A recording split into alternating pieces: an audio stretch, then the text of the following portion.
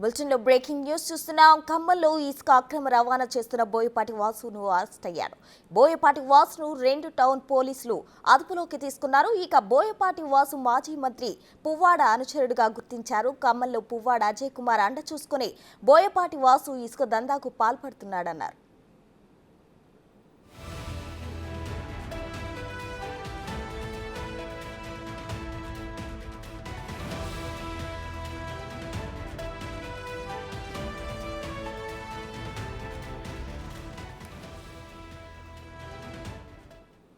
ఖమ్మంలో ఇసుక అక్రమ రవాణా చేస్తున్న బోయపాటి వాసు అరెస్ట్ అయ్యాడు.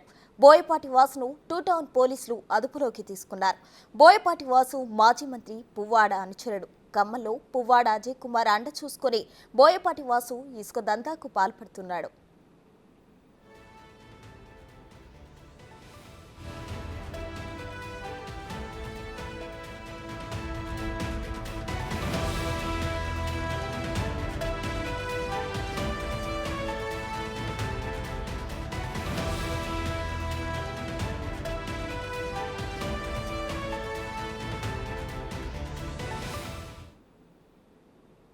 ఇక ఇదే అంశంపై మరింత సమాచారం మా ఖమ్మం ప్రతినిధి భాస్కర్ లైవ్ లో అందించడానికి సిద్ధంగా ఉన్నారు. చెప్పండి భాస్కర్.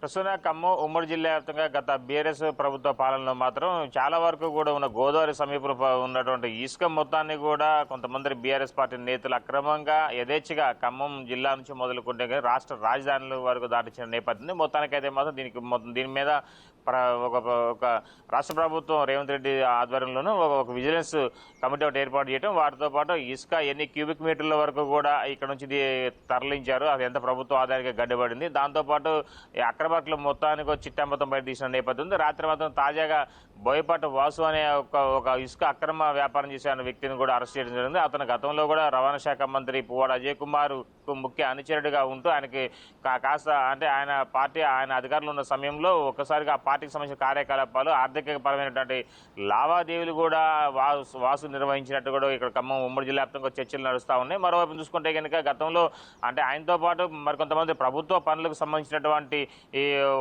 ఏదైతే ఇసుక అలాట్మెంట్ ఉందో వాటికి సంబంధించినటువంటి కూపన్ల ద్వారా కూడా యథేచ్ఛగా అంటే ఖమ్మం ఉమ్మడి జిల్లా నుంచి అంటే భద్రాద్రి కొత్తగూడెం జిల్లా నుంచి మొదలు పెట్టుకుంటే కనుక రాష్ట్ర రాజధాని వరకు హైదరాబాద్ పరిసర ప్రాంతాల్లో బ్లాక్ మార్కెట్లో ఒక టన్ను వచ్చేసి సుమారు 1000 రూపాయల నుంచి 1500 పైగా అంటే ఇసుక క్వాలిటీని బట్టి అమ్ముకున్న నేపథ్యం. మొత్తానికైతే ఆ సమయంలో కూడా కొన్ని మీడియా ప్రతినిధులు అంటే మీడియాలో కూడా కొన్ని వార్తలు వచ్చినా కానీ వాటిని కనీసం పట్టించుకునే దాఖలాలు లేవు. అయితే తాజాగా కాంగ్రెస్ ప్రభుత్వం రాష్ట్రంలో ఏర్పడిన తర్వాత ఇక ఒకసారిగా అక్రమార్కులపై కాస్త ఇక్కడ ఉన్న అంటే ఇసుక అక్రమ వ్యాపారం చేసినట్టు వారిపైన కూడా చూపిస్తా ఉంది. మరోవైపు చూసుకుంటే మాత్రం అప్పుడు అంటే ఏడుల బయ్యారు మండలంలో ఉన్నటువంటి చింతర్యాల దగ్గర కావచ్చు, అదేవిధంగా అక్కడ ఉన్నటువంటి చిర్రాయిగూడెం కావచ్చు, సాంబాయిగూడెం కావచ్చు, ఈ పరిసర ఈ 3 ప్రాంతాల నుంచి కూడా సుమారు 5 ఇసుక రీచ్లు ఏర్పాటు చేశారు. కేవలం వాళ్ళకి గిరిజనులకే వాళ్ళకి కేటాయించాలి. గిరిజనులకు సంబంధించినటువంటి ఆ యొక్క సొసైటీల దగ్గర నుంచి వాళ్ళే అంటే గోదావరి నదిలో నుంచి మొదలుకుంటే కనుక అక్కడ నుంచి పరిసర అంటే ఒడ్డు చేసేంత వరకు కూడా కేవలం మాన్యువల్గానే చేయాల్సి ఉండగా అవన్నిటినిగా నిబంధనలు తొంగలో దొక్కేసి టోటల్గా యథేచ్ఛగా అంటే జేసీబీల సహాయంతో ఒక ప్రత్యేకంగా ఎక్కడైతే ఇసుక ర్యాంపులు ప్రభుత్వ అధికారులు అలర్ట్ చేశారో ఆ ప్రాంతం వరకు కూడా లారీలు పోయే విధంగా ఒక రూట్ ఏర్పాటు చేసుకుంటారు. అక్కడ నుంచి కూడా కొన్ని క్యూబిక్ మీటర్ల వరకు కూడా అంటే అధికారులు చూపెట్టిన దానికన్నా అదనంగా 1-3 ఇంతల పైగా అక్కడ ఉన్నటువంటి ఇసుక ర్యాంపులను మరలా అంటే ఆయనకి ప్రభుత్వ నిబంధనలకు పాతరేసి యథేచ్ఛగా ఇతర ప్రాంతాలకు వెళ్ళేసి అక్కడి నుంచి కూడా అంటే ఇసుకను భారీ ఎత్తున తరలించిన నేపథ్యం ఉంది. మొత్తానికైతే మాత్రం ప్రభుత్వ ఖజానాకు మాత్రం కోట్లాది రూపాయలు ఫర్ డే వచ్చేసి కోట్లాది రూపాయలు పైగా అంటే నష్టం వాటిల్లింది. ఆ సమయంలో ప్రభుత్వ అధికార దృష్టి తీసుకెళ్ళినా కానీ కేవలం బీఆర్ఎస్ పార్టీ పాలనలో యథేచ్ఛగా కేటీఆర్ కావచ్చు, ఒకవైపున ఉన్నటువంటి రవాణా శాఖ మంత్రి పువ్వాడ అజయ్ కుమార్ కావచ్చు, వీళ్ళ కన్సర్న్లోనే ఈ యొక్క ఇసుక మాఫియా జరిగిందనేది కూడా ఇక ఖమ్మం ఉమ్మడి జిల్లా వ్యాప్తంగా కూడా సర్వత్రా విమర్శలు నిలబడుతున్నాయి. మొత్తానికైతే మనం దీనికి సంబంధించినటువంటి రిపోర్ట్ ఇప్పటికే తాజాగా తయారైంది. అప్పట్లో ఉన్నటువంటి టీఎస్ఎంఐడిసి అధికారుల పాత్ర కూడా మెండుగా ఉందని చెప్పి కూడా ఇక్కడ చర్చలు ఉన్నాయి. మరోవైపు చూసుకుంటే కనుక ప్రభుత్వ పథకాల పేరు మీద ఎక్కడైతే అభివృద్ధి పనులు జరుగుతున్నాయో వాటికి కేటాయించినటువంటి ఇసుక కూపన్లు సైతం కూడా బ్లాక్ మార్కెట్లు యథేచ్ఛగా అమ్మారు. మరోవైపు చూసుకుంటే కనుక టీఎస్ఎంఐడిసి తరఫు నుంచి ఒక స్లాట్ ఉంటుంది. ఆ స్లాట్ కేవలం ఒక టన్నుకు వచ్చేసి 300 నుంచి 500 పైగా వెచ్చించే అంటే వాటికి ధర వెచ్చించారు గవర్నమెంట్. ఆ సమయంలో దానికి కూడా బ్లాక్ మార్కెట్ కేవలం 2-3 సెకండ్లు మాత్రమే, అంటే ఒక 5 నిమిషాల లోపే వాటిని ఆ స్లాట్ దొరికే విధంగా, మిగతా వారికి దొరకని విధంగా సామాన్యుడికి మాత్రం అందుబాటులో లేకుండా చేశారు ప్రసూన. భాస్కర్ చెప్పండి, ప్రస్తుత సర్కారు ఇసుక దందాకు సంబంధించి ఎటువంటి చర్యలు తీసుకునే అవకాశాలు ఉన్నాయి? గత ప్రభుత్వంలో జరిగిన అవకతవకలపై ఇప్పటికే రేవంత్ రెడ్డి సర్కార్ కీలక నిర్ణయాలు తీసుకుని ఉక్కుపాదం మోపుతున్నట్లు మనం చూస్తున్నాం. ఈ నేపథ్యంలో ఇసుక దందాకు సంబంధించి ఎటువంటి చర్యలు తీసుకునే అవకాశాలు ఉన్నాయి?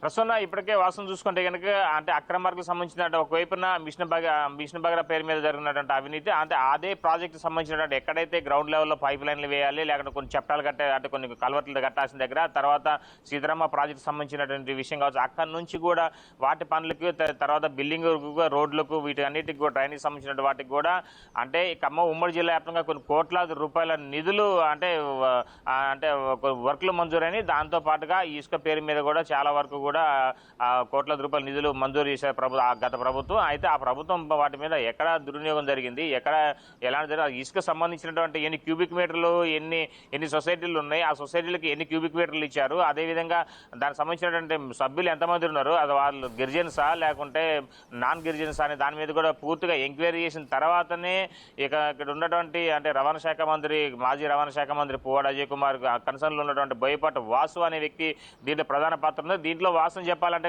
మాత్రం టీఎస్ఐ ఎంఐడిసి నుంచి ఖమ్మం ఉమ్మడి జిల్లా అధికారిగా ఉన్నటువంటి అప్పుడున్న అధికారితో పాటుగా రాష్ట్రంలో ఉన్న అంటే రాష్ట్ర రాజధానిలో ఉన్నటువంటి ఏదైతే టీఎస్ఐ ఎంఐడిసి మెయిన్ ప్రధాన కార్యాలయం ఉందో ఆ కార్యాలయానికి సంబంధించినటువంటి డీడీ కావచ్చు, ఆ జేడీఏ కూడా వాళ్ళందరికీ కూడా ముడుపులు ముట్టినట్టు కూడా బహిరంగంగా ఆరోపణలే ఉన్నాయి ఉమ్మడి జిల్లా వ్యాప్తంగా. దాంతోపాటు చూసుకుంటే కనుక ఇప్పటికే ఈ ఇసుకకు సంబంధించిన దందా చూసుకుంటే కనుక ఉక్కుపాదం మోపుతుంది రేవంత్ సర్కార్కి చెప్పుకోవచ్చు. అయితే దానికి సంబంధించి చూస్తే కనుక అంటే 2015 నుంచి కూడా ఇసుక దందా యథేచ్ఛగా కొనసాగింది. ఈ ఇసుక దందాకు సంబంధించినటువంటి అంటే ఎన్ని సొసైటీలు ఏర్పాటు చేశారు, ఎంత అసలు ఏ ప్రాంతం ఐడెంటిఫై చేశారు, వాటిని ఎన్నిసార్లు వాళ్ళని రెన్యువల్ చేశారు, ఎంతమంది సొసైటీ సభ్యులకు ఇచ్చారు, అసలు వాళ్ళకి ఇవ్వాల్సిన కారణం ఏంటి, వాళ్ళు నిజంగా ఒరిజినల్ గిరిజన్సేనా లేకపోతే వాళ్ళ వెనక ఎవరైనా ప్రభుత్వ పాత్రలు సంబంధించినటువంటి ఎవరైనా నేతలు ఉన్నారా అనే దాని మీద కూడా కుశలంగా తీశారు. మొత్తానికి తీసిన తర్వాత ఫస్ట్ వికెట్గా బోయపాటి వాసుని అరెస్ట్ చేయడం కూడా జరిగింది. మరో కొంతమంది స్థానికంగా ఉన్నటువంటి అక్కడ మనుగురు పరిసర ప్రాంతంలో ఉన్నటువంటి అసూరాపేట అశ్వాపురం మండల పరిధిలో ఉన్నటువంటి చింతర్యాల కావచ్చు, అదేవిధంగా సాంబాయిగూడెం కావచ్చు, అదే చెన్నరాయగూడెం కావచ్చు సంబంధించినటువంటి ఈ యొక్క పరిసర ప్రాంత ప్రజలందరూ కూడా అంటే ఏడుల బయ్యారు సమీపంలో ఉన్న ముఖ్య నేతలు కూడా వాళ్ళపై ప్రధాన పాత్ర ఉంది కనుక వాళ్ళని కూడా అరెస్ట్ చేసే అవకాశం ఉంది. మొత్తానికి అయితే మాత్రం ఖమ్మంలో ఉండేటువంటి బోయపాటి వాసు అనే వ్యక్తి అక్కడ గిరిజనుల మధ్యనే చిచ్చు పెట్టేసి వాళ్ళకు 2 గ్రూపులుగా ఏర్పాటు చేయడం, అదేవిధంగా అక్కడ నుంచి 2015 నుంచి నిర్వహించినటువంటి ఇసుక దందా వ్యాపారం చూసుకుంటే కనుక అప్పటి నుంచి యథేచ్ఛగా 2023 డిసెంబర్ వరకు కూడా వాళ్ళు యథేచ్ఛగా ఈ యొక్క అక్రమ రవాణా కొనసాగించారు. కోట్లాది రూపాయలు వాళ్ళు ప్రభుత్వానికి గండిపడుతూ వాళ్ళ మాత్రం జేబులు నింపుకున్న ఘటన ఉంది.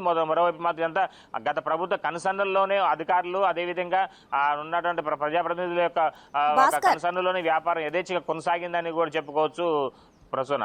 భాస్కర్, మీరు అన్నట్లు గత ప్రభుత్వ హయాంలోనో ఇది జరిగిందంటున్నారు కాబట్టి ఈ నేపథ్యంలో కేసీఆర్ హస్తం కూడా ఉంది అనుకోవచ్చా?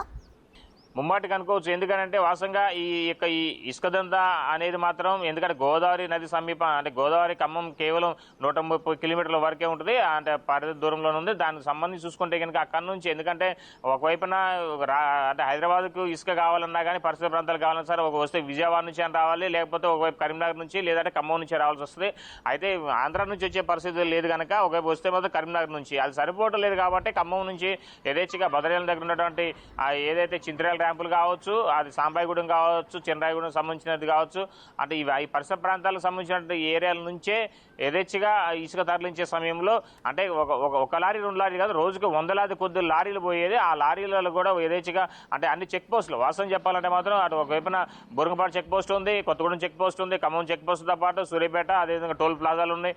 ఇవన్నిటిని దాటుకొని పోతుంది అని అంటే అంటే రాజధాని దాకా వరకు వెళ్తుంది అంటే మాత్రం అధికారుల కన్సర్న్లతో వెళ్తుంది కనుక దీనికి అప్పుడు ఉన్నటువంటి ప్రభుత్వ అధికారులు ఎవరైతే ఉన్నారో ఆ మంత్రులు కావచ్చు, అదేవిధంగా కేసీఆర్ పాత్ర కూడా మెండుగా ఉంది. ఎందుకంటే వాళ్ళ కన్సర్న్లోనే కదా వాస్తవం జరిగిందని ఇబ్బంది ఇక్కడ ఉండటం ప్రజలు కూడా అనుకుంటున్నారు. వాస్తవం చెప్పాలంటే మాత్రం ఏజెన్సీ ప్రాంతం అయినా సరే ఇసుకను అక్రమంగా తోగుకెళ్తున్నారు. ఫలితంగా చూసుకుంటే మాత్రం గోదావరికి కడుపున మొత్తం కూడా వీళ్ళు అంటే జేసీబీ బకెట్లతోటి మొత్తం ఆ నది మొత్తాన్ని కూడా మొత్తం దోచుకుంటున్నారనే వేలో కూడా కొన్ని ఆరోపణలు, కొన్ని కరపత్రాలు కూడా పిలిచిన ఘటనలు ఉన్నాయి. మొత్తానికైతే మాత్రం ఇది ప్రభుత్వ పెద్దలు తెలియకుండా అయితే మాత్రం ఇంత భారీ ఎత్తున పెద్ద ఏదైతే స్కామ్ జరిగి ఉండే అవకాశం అయితే లేదు ప్రస్తుతం. మొత్తానికైతే మాత్రం ఇప్పుడు ఈ యొక్క ఫస్ట్ వికెట్ పడింది. దీంతో పాటుగా ఈ స్కామ్ లో మాజీ మంత్రి పువ్వాడ అజయ్ కుమార్ పాత్ర కూడా ఉంటుంది అనేది కూడా అందరూ కూడా రాత్రి నుంచి కూడా చర్చగా, అంటే ఇక్కడ ఖమ్మం నగరంలో మాత్రం పెద్ద చర్చ నడుస్తుందని చెప్పుకోవచ్చు. మరోవైపు చూసుకున్న కేటీఆర్ పాత్ర కూడా ప్రధానంగా ఉంటుందని చెప్పని అంటున్నారు. ఎందుకంటే కేటీఆర్ అను పువ్వాడ అజయ్ కుమార్ అనే వ్యక్తి క్లాస్మేట్స్ లెక్క, అదేవిధంగా చాలా క్లోజ్ ఫ్రెండ్స్ లెక్క ఇక్కడ స్నేహభావంతో మెలిగేదాన్ని రాష్ట్ర వ్యాప్తంగా అందరికీ తెలిసిన విషయమే. దాంతోపాటు కనుక ఆయన కన్సర్న్లో ఆయన ఆదేశించిండు ఇతను ఇక్కడ నుంచి వ్యాపారం మొదలుపెట్టిన అనేది కూడా ప్రధానంగా వినపడని చెప్పుకోవచ్చు ప్రసూన. అంటే ఇప్పటికే బోయపాటి వాసును అరెస్ట్ చేసినట్లు తెలుస్తుంది. ఇంకా ఎవరినైనా అరెస్ట్ చేసే అవకాశాలు ఉన్నాయంటారా? బోయపాటి వాసుతో పాటు మొత్తం చూసుకున్న వాళ్ళు మొత్తం కూడా ఒక 5 వరకు టీం ఉన్నారు. ఆ 5 టీంలలో మొత్తం ప్రధానంగా ఉన్నటువంటి అక్రమ వ్యాపారస్తులు మాత్రం బోయపాటి వాసునే. గతంలో అక్కడికి కవరేజ్ కోసం వెళ్ళినటువంటి రిపోర్టర్ల పైన కూడా భారీ ఎత్తున కూడా వాళ్ళు దాడులు చేసిన నేపథ్యాలను భయభ్రాంతులు గురి చేసిన సందర్భాలు ఉన్నాయి. మొదటగా అసలు ఆ ర్యాంపులకు అడుగుపెట్టి కొత్త వ్యక్తి అడుగుపెట్టి బయటకు వచ్చే సూచనలు లేవు. మరోవైపు చూసుకుంటే మాత్రం భద్రాచలం సమీపంలో ఉన్నటువంటి అంటే గత ప్రభుత్వంలో రవాణా శాఖ మంత్రి పువ్వాడ అజయ్ కుమార్ సొంత మేనమామ రాంప్రసాద్ కూడా ఆ సమీపంలో ఉన్నటువంటి సున్నంపట్టి దగ్గర ఏదైతే చెర్ల సైడ్ పోయే దారి ఉందో ఆ పరిసరాల్లో కూడా భారీ ఎత్తున కొన్ని అంటే ఇలాంటి ఇసుక మేటలు మాత్రం చూసుకుంటే మాత్రం కొన్ని ఎకరాల కొద్ది కనపడతా ఉంటుంది. ఆ ప్రాంతంలో వాళ్ళు కూడా ఆయనతో పాటు అంటే బోయపాటి వాసు, అదేవిధంగా రాంప్రసాద్తో పాటు మరి కొంత శ్రీనివాస్ అనే వ్యక్తి, వెంకటేశ్వర అనే వ్యక్తి, తర్వాత ఇంకా మొత్తం ఒక 3 వరకు ఉంటారు అనేది కూడా అక్కడ చర్చ నడుస్తుంది. వాళ్ళని కూడా త్వరలో అరెస్ట్ చేస్తారని చెప్పి కూడా ఇప్పటికే ఆ ప్రాంతంలో వ్యాపించింది. మరోవైపు మాత్రం ఇప్పటికే రాంప్రసాద్ అనే వ్యక్తి కావచ్చు, మీరు కొంతమంది వ్యక్తులు కూడా కొంతమంది అంటే అజ్ఞాతంలోకి వెళ్ళినట్టుగా తెలుస్తోంది Prasuna. Right, thank you Bhaskar.